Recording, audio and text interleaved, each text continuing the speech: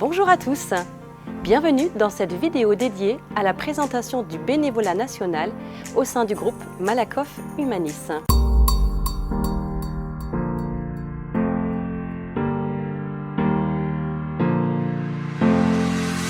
Nous constatons que nous sommes face à une situation d'isolement de plus en plus importante chez les seniors et la crise sanitaire que nous venons de traverser n'a pas arrangé la situation. Avec 6,5 millions de seniors qui se sentent seuls et 2 millions qui sont isolés des cercles familiaux et amicaux, il devient primordial de favoriser le lien social et de préserver le bien-être et le bien vieillir des seniors. Leader de la protection sociale, Malakoff Humanis innove sans cesse au service de l'humain et fait toujours plus pour protéger ses allocataires. Nous sommes très engagés pour une société plus inclusive.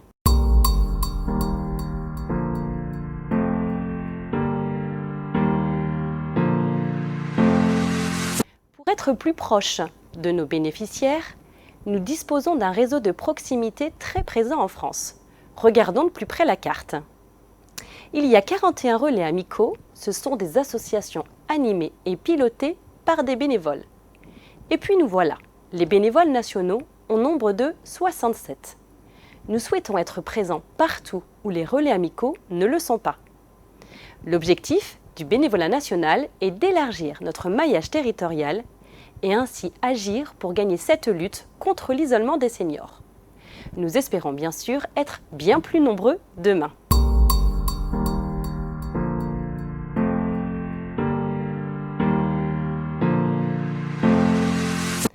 Vous cherchez la distinction entre les bénévoles et les bénéficiaires? Eh bien, il n'y en a pas. Ce sont tous des retraités. Pour devenir bénévole, chez Malakoff Humanis, rien de plus simple.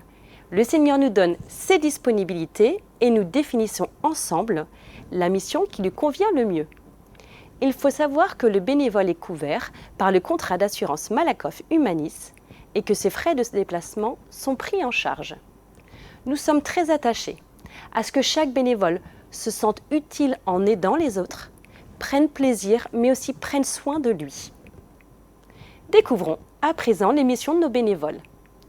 Ils réalisent des visites à domicile ou des appels de convivialité pour maintenir le lien social, une sensibilisation à l'informatique afin de lutter contre l'exclusion numérique, des ateliers Jardin des neurones réalisés dans le cadre de la prévention santé, puis des ateliers de loisirs, de culture, de bien-être pour faire découvrir sa passion et mettre à profit son expertise au service des autres.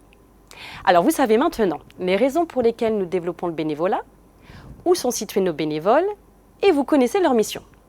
Mais quel est le rôle du service bénévolat dans tout ça?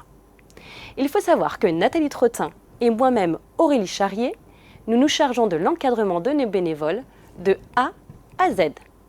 Alors c'est-à-dire, dans un premier temps, du recrutement, de l'envoi du mailing à l'entretien, sans oublier de faire signer la charte de bénévolat Malakoff Humanis ainsi que la feuille de mission.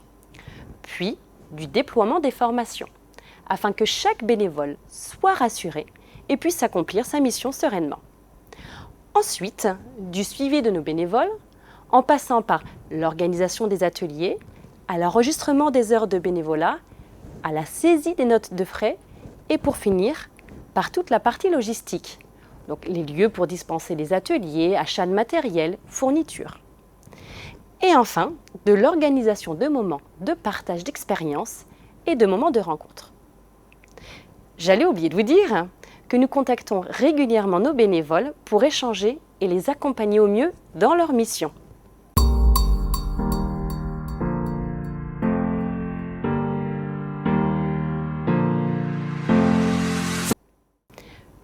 Pour illustrer l'ensemble de mes propos, laissons à présent la parole à Dominique, bénévole à Cholet, et à ses petits-enfants, Nola et Lowen.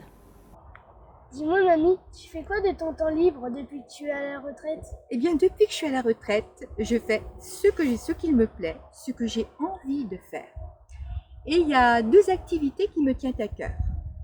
Notamment, je visite les personnes âgées qui souvent sont confrontées à des problèmes de maladie ou de solitude.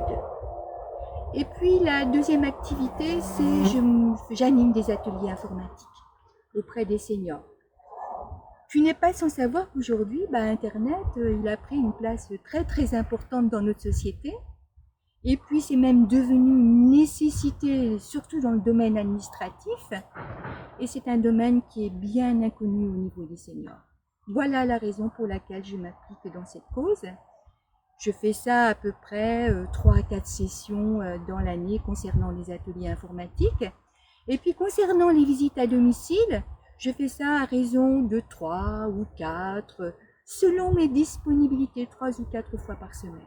Selon mes disponibilités, parce que tu sais l'important dans le bénévolat, c'est de se sentir libre. Et ça, nous avons cette chance-là, tu vois, de faire ce qui nous plaît quand on a envie. Et pourquoi tu fais cela? Je fais cela pourquoi? Parce que j'ai envie de partager avec les autres. J'ai envie de me rendre utile.